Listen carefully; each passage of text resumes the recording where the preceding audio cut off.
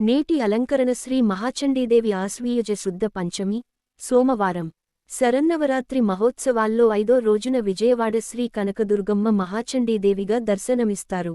దేవతల కార్యసిద్ధి, దుష్టశిక్షణ, శిష్టరక్షణ కోసం మహాలక్ష్మి, మహాకాళి, మహాసరస్వతుల త్రిశక్తి స్వరూపిణిగా శ్రీమహాచండీ అమ్మవారు ఉద్భవించారు.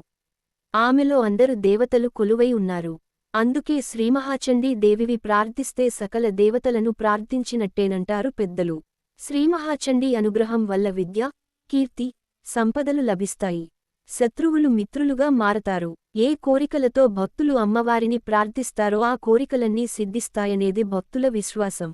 నైవేద్యం: కదంబం, చక్కెర పొంగలి, పులిహోర, లడ్డు, రవ్వకేసరి, కట్టె పొంగలి. అలంకరించే చీర రంగు ఎరుపు. అర్పించే పూల రంగు ఎరుపు. పారాయణ: చండీ